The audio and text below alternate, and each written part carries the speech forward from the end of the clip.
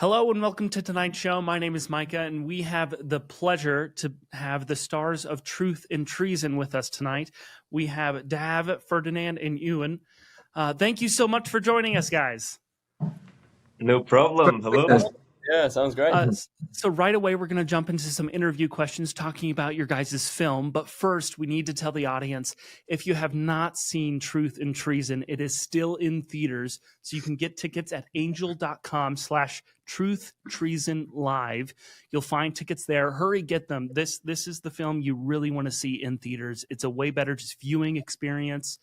And it's well worth your time. So please go there, purchase tickets. But with that being said, guys, man, it has been a few weeks. How has the press tour been? Who wants to start? Anyone? Let's start. Dav, let's start with you. Yeah, man, it was great. Like, I think I was quite lucky that I was put in a room with Ferdy to spend about 4 hours doing interviews with him, so I had good company there, so it was good. Yeah. Ferdinand, how about you? Yeah, the press was really interesting, fun, engaging.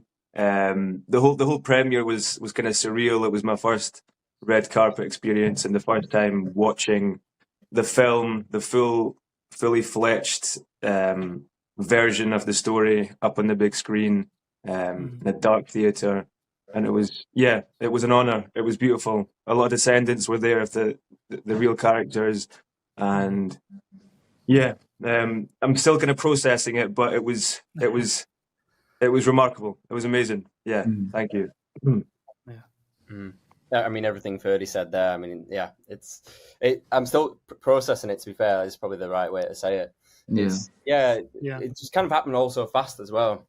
There was like 1,300 people there at the premiere, which is an insane amount of people. It was unbelievable, yeah. And we had a great time in LA as well. So, yeah, it's been amazing, hasn't it? No, that's great. And I'd love to start with the first few questions just being about how you guys first came across this project and your initial thoughts to it. What was that like? Were you just handed a script? Did you just walk into an audition? Ewan, let's start with you. Yeah, I actually had never heard of the story before. We did an audition for it. I just got it through my agent, and then did a tape, and we went in the room. And this was probably like October 2023, I'm gonna say. And then the chemistry test, I met Dav first in the chemistry room. And then we went for dinner as well afterwards, which was really nice. We had a Nando's, didn't we? We had a Nando's, yeah. And then I got offered the part in January, and then I did another chemistry test with Ferds, and then that's how it all really started. And then we were shooting in April in Lithuania. That's awesome. Dav, was it a similar experience for you? Yeah, similar experience. But like, I felt like I've spoken about this so much, but initially when you do like an audition, and obviously this project was initially a TV series as well, and like obviously there is the extended cut that is on like the Angel Guild at the moment. But I can remember when I first received those 4 episodes, you're only supposed to read like the first step, right? I ended up reading the whole thing. And I loved it. Yeah, it was very engaging. Like, I felt emotional by the end of it. It was really good. I just wanted to be part of it. Yeah. And Ferdinand? Yeah, I didn't get the 4 episodes. I feel left out here. I did not get the 4 episodes until I got the offer through. But similarly, like, that's just how the industry works. You do a tape, you send it off. Sometimes forget about it because months go by. So months did actually go by, and then I had a recall as well, and then finally did the chemistry with Ewan and someone else going up for Dav's character, who was definitely not the part. Dav, you certainly fit the brief more. But obviously realizing it was actually at the chemistry that I realized I'd done more research and realized it was a true story. And I remember watching the Truth and Conviction documentary Matt and the producers shot in 2002, I think. And then it was it added that that extra layer of authenticity and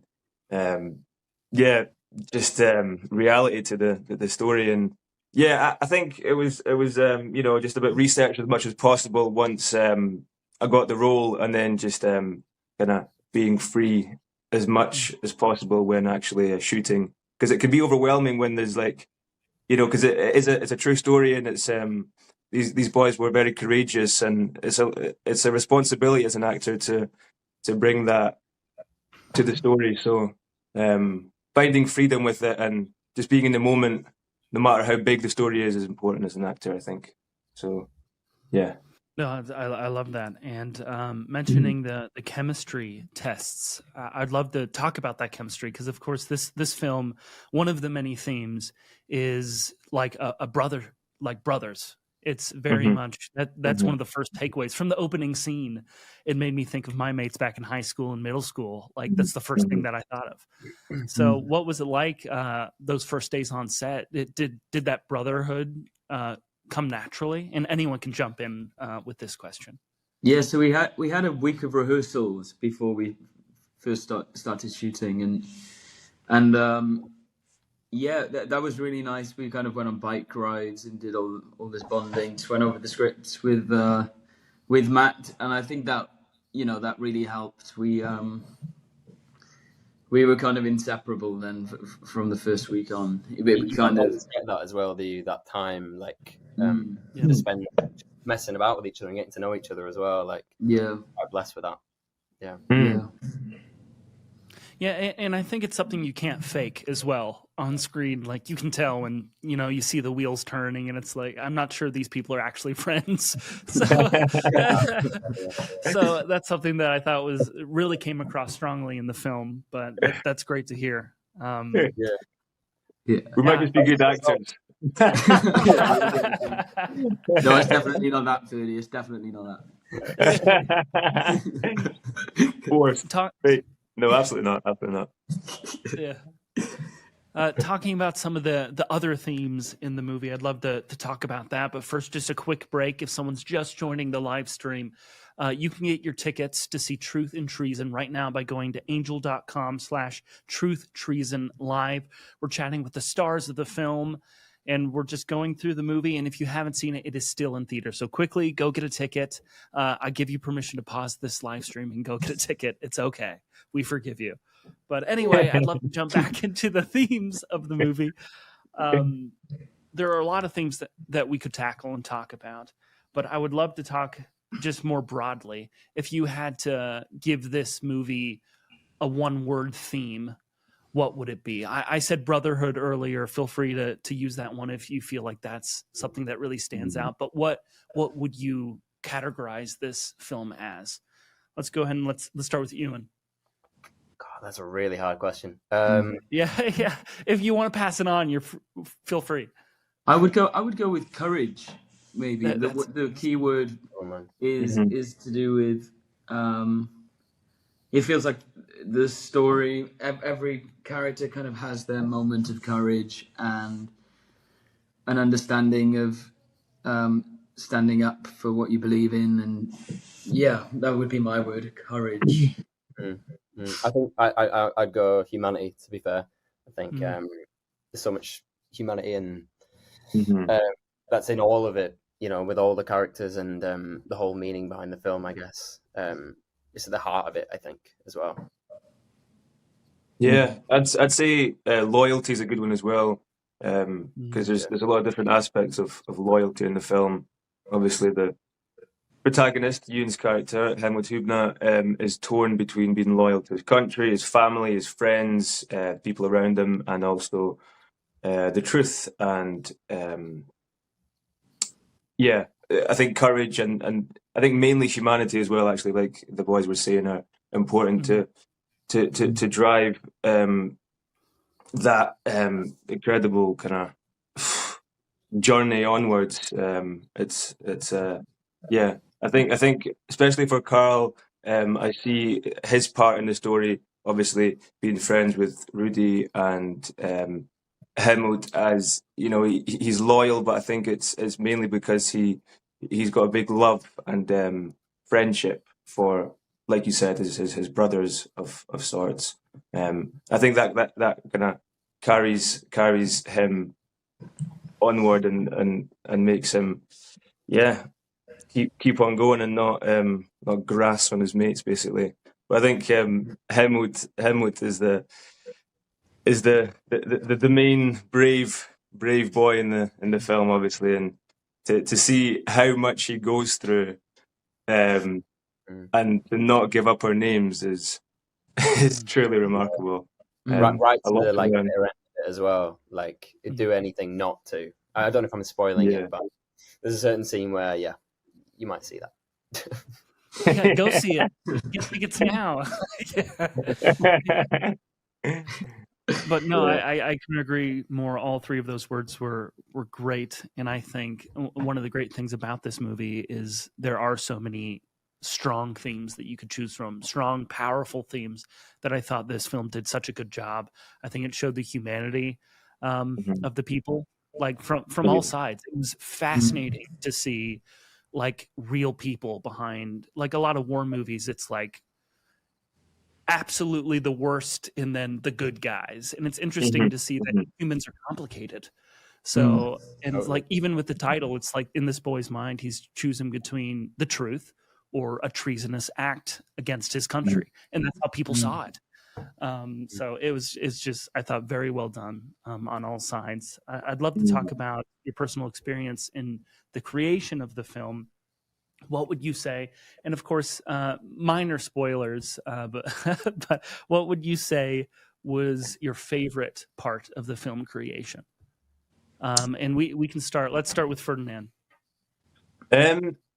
Carl at the start could almost be seen as comedic relief, because he's full of bravado and this false sense of confidence, and he's a big joker, and he gets into fights, and he laughs a lot and stuff. But I think the journey he goes on, you know, to then being that loyal friend and committed resistance fighter, that's the part that I really enjoyed, because having like a two-dimensional character, it's not as satisfying as an actor to just play the one thing. So if it had ended halfway through for my character, it'd have been a bit like, you know, that there's not that journey. So to be able to have that progression, that emotional arc throughout the story, was really, really enjoyable. So I think the two highlights in that regard are maybe, well, the fighting scenes were very, very fun. I loved the fighting scenes. I loved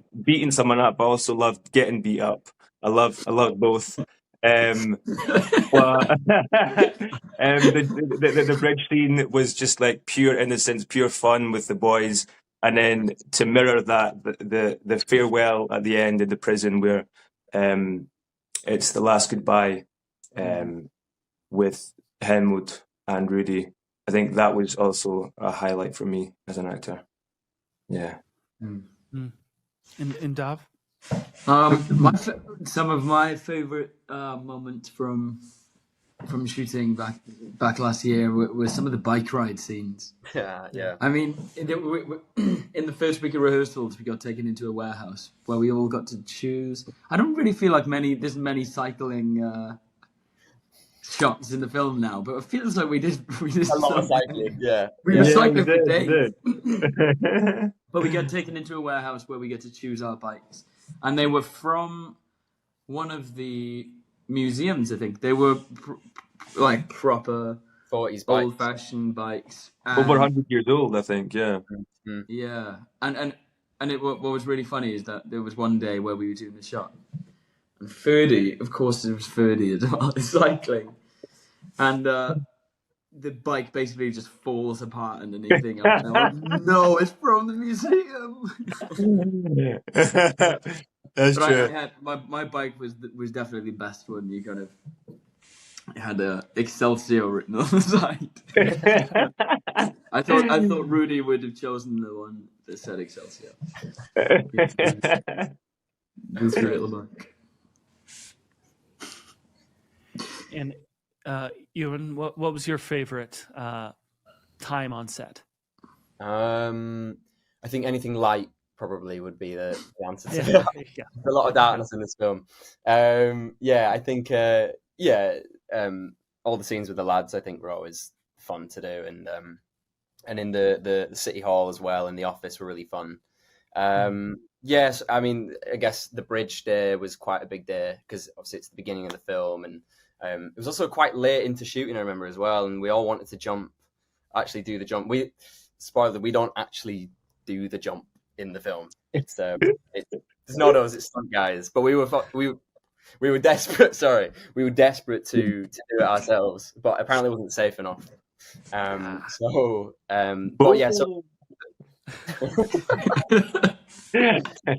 those scenes and the cycling scenes were really fun, I must admit. And then I guess as an actor, the scenes of Rupert were amazing. Like I loved working with Rupert. He's very intense, I think, with the character and everything. And I remember the interrogation scenes. It was the last week of shooting, and we shot them all back to back. And I had my head shaved. It was very emotionally quite draining. And it was very challenging. But I felt like I was working across someone who's very experienced, and I knew how to hold a scene and bounce with me and stuff. And even off camera as well, Rupert was very good at that. Like I remember, with certain lines, he would change it and just push it at me, point it more at me, just to get a better reaction from me. So he's really, really good scene partner for that. So those scenes in particular were a challenge, shall we say? Yeah, no, I love that, and you went straight on to my next question as well, which was about like challenging aspects of this movie. Of course, watching the film and reading the script, there are a lot of character arcs in this film that are like an actor's dream. You really get the highest highs and the lowest lows. So in that, it's everything an actor would want. What was it like, kind of reaching into the dark areas of the human soul and kind of trying to draw that out of yourself in a certain scene? Of course, Ewan, you brought up working off of another phenomenal actor in a scene, and that really helped. Another thing as well, I think that really helped. Sorry, is the sets that we were on as well. Like some of these places were real places, and we're playing people who are real. And I remember there was the scene. I don't want to say it's going to spoil the movie, but towards the end of the thing, there's a certain place where I go in. Can I say, or nah? Let's keep it spoiler free. Go see the.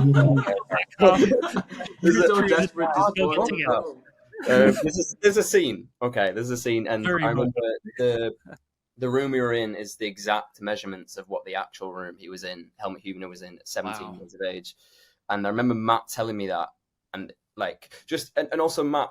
Having him on set, because he just knows everything about these characters and these people. I remember he'd always drop a little anecdote, like just before a take, he'd be like, "Oh, did you know this about them?" And I'd be like, "Why didn't you tell me that like earlier? I wish I would have done that in the research." You know what I mean?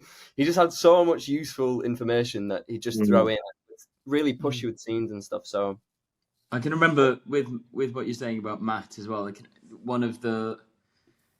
there's one of the scenes in a cell, and I can remember Matt basically explaining to us that 10,000 people were actually executed on the site that we were filming on, and to kind of carry that into a scene then and feel the kind of the gravity of the situation, and I think for me that really helped, and it was a constant reminder that these are real characters that we're playing. It's like, even though we're on these amazing sets, these boys actually went through it, and it was always like a kind of stark, bleak reminder, but kind of a necessary one. Yeah. Well said, Dan. Yeah. Thanks, man. Yeah, very, very well said. Ferdinand, is there anything that comes to mind when it comes to just what you drew on to help your character in those emotional scenes? I think most of the points have been touched on. Definitely, like not only the true true events that actually happened, and these places where people were killed at that time. And the stage set, the stage design was incredible. Everything was kind of facilitated for us. And yeah, just like what the boys were saying, Matt was, and everyone, John, Russ, Ethan, Bianca, everyone was so incredibly supportive. Even though it's such a big project, and we had obviously time and budget to consider, but the moments where we had to, bring up dark emotions, they laid out the ground really, really nicely for us to be able to get to that depth, which it wouldn't have been the same if it was rushed and unthoughtful. So yeah, I appreciate that. It's important as an actor to feel safe and to feel like you deserve to have that space. Yeah, no, I couldn't agree more. And to all three of your points, I think having it being a true story there's so much to draw on, since it is a true story. Whether it's the set, the real locations, the real people. And of course, as an audience member, it's something that you see and you're like, no way, this is a true story. So I think it just comes across so well on screen. One more thing, sorry. Matt did give me Carl's book with Carl's signature at the very start of the shoot, and I didn't manage to finish the book, but from the stuff that I was reading, it had that element of authenticity and grit to it, because this is like the book of his life and what actually happened. So that definitely helped bring stuff forward as well. Yeah, that's incredible. That's really, really cool. Yeah, it also felt like touching what you were saying there, Ferdy, like a lot of the work was kind of done for you in terms of like everything that was there for you. You just turn up and because we'd spent a lot of time learning about these people and figuring them out, and you just turn up and like everyone was on it. There was no one who was messing up or anything. You knew what was needed for it, and just bouncing off each other, wasn't it? Really, it was really fun. Absolutely. That's great. And as we're coming near the end of our interview, I'd love to talk about we've talked about themes, but I'd love to talk about a certain central theme, and that was courage and being willing to stand up. Since you guys have lived so long with this story now, having worked on this project, what advice would you give to people who might find themselves, however big or small, not everyone's standing up to an entire government, a tyrannical government or anything, but it might just be something as small as like a sibling argument. But what would you give as advice to someone who needs to find the courage within themselves? And we can start. Dav, why don't we start with you? Yep. I think with kind of with Helmut being so young in doing what he did, I think I would say to maybe the younger generation that their voices are valid and their voices are heard, and that I hope this film kind of inspires the younger generation to kind of stand up for themselves more and to have a voice. So that would be my message. It's just for the younger generation to feel more courage. Yeah, that's great. Ferdinand? Yeah, like you were saying, not everyone at 16 years old tries to defy Hitler Germany, but I think that there's whole world in people's private lives where like courage and bravery is lacking because they don't believe in themselves, or they worry too much about what other people think of them, or they're just constantly in their own minds, just like judging themselves and criticizing everything. And I think if you realize what people are actually capable of withstanding and go through. If you just look at humanity, if you look at the history of the world, how much people have actually done to arrive right here, it's empowering. And I think Helmut Hübner's story is one of those stories where, you know, he did that at 16 years old, and he was so incredibly brave and courageous and fearless.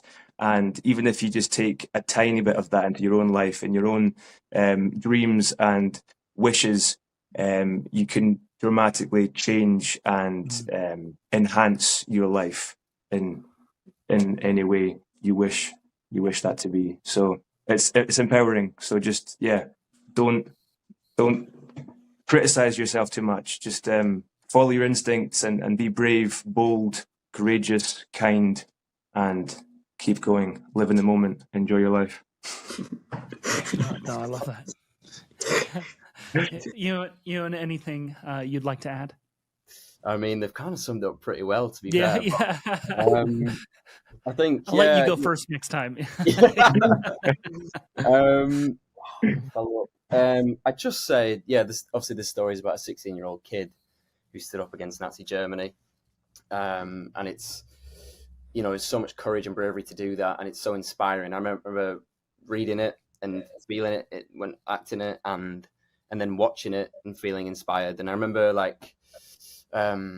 especially in LA, when we watched it in LA, I remember I saw it in a different light for some reason, and it made me cry and get emotional, because there's such a weight and bravery to it, and it's just incredibly inspiring, particularly as a young person. And he was right as well. That's what's really powerful about this, and it's, as a young person, you want your voice to be heard, and there is value in your voice. So you should always do what is right and let the consequence follow.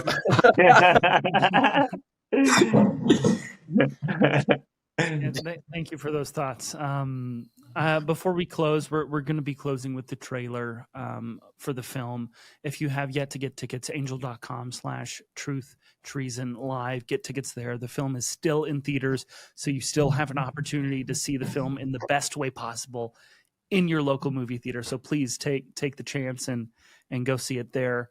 But just to close up, and this might just be a summary of what we've been talking about, but I just want to open the mic to you all and just tell our audience why you think they should see this movie, why you think they should take the time to really dive into this story of Truth and Treason. Ewan, let's start with you. Okay, yeah, thank you. Yeah. Look, the reality is this film is an incredibly important film, and it will always be important, these stories, and it's a reflection of a lot of things, and sadly, history does repeat itself, and we don't want it to, and these are lessons that we should learn from. So I think this film is incredibly important, and hopefully will open people's eyes, because I know it did to me. It definitely opened my eyes a lot more, and has made me braver as a person, has changed me. I feel more empowered and valuing my voice and to use it in the right way as well. That's beautiful. Ferdinand? Yeah, just to understand that it is incredibly relevant now. History does repeat itself, and it's easy for a government or easier than you think for a government to reach a really dark place. So to remember, it is a true story. People have done these courageous things, and to watch it all the way through to the end, because no matter what kind of person you are, you will feel something very strong by the end of the film. Every time I watch it, I get very emotional and break down by the end, because it's a story about humanity. It's a story about what's right, about courageous people doing courageous acts. It's about friendship, loyalty, love. Even in the darkest, or one of the darkest periods in history, there's a lot of light to be found, and these boys are a good example of that. So watch it, and yeah, you'll you'll get something out of it. Trust me, you will. Thank you for that. And sorry to make you go last, but Dad, do you have anything to add? For me, I would say to go and see it to see a real human story. You know, there's no cutting any corners. There's the characters are flawed, and the fact that even you strangely, in some weird world, almost sympathise with a Nazi officer, and with like the nature of that storyline is insane to me as well. But yeah, I would go and see it for that reason, and also if you haven't had a cry in a little while, maybe have a little cry in the cinema. Yes. Yeah. No, I love that. I think some of the best movies are the ones that stick with us, and this is a film that definitely will stick with you. With just how emotional it is, how wonderful, and just how overall it's extremely entertaining. So I think even if you just want to go see a good, entertaining film, like you're going to have a grand old time watching this one. So please go see it, angel.com/Truth Treason Live. Get your tickets today. And I just want to thank you guys. Thank you so much for taking the time to chat with our audience, the Angel audience. And I wish you all the best. And let's have a good few final weeks of Truth and Treason in theaters. Thank you all so much. Yes. Thank you so much. Thank you so much. I'm not afraid to die. The truth will prevail. Germany. The country of terror and tyranny. There it is. Jew.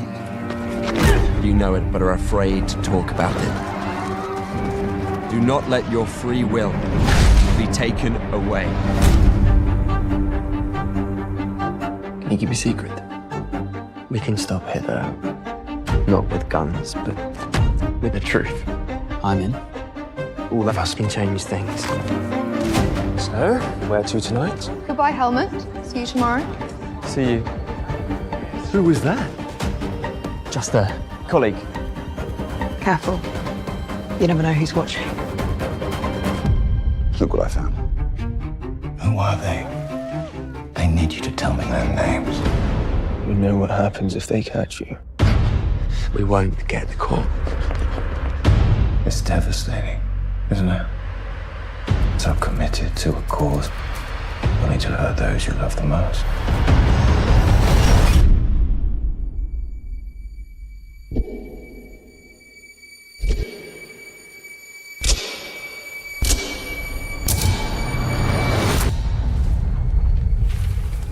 Truth will prevail. This is treason. This is your life we're talking about. I'm not afraid to die. Hitler knows that we are beginning to see through him. Do you really believe the words of a 16-year-old boy could sway the German people? Absolutely.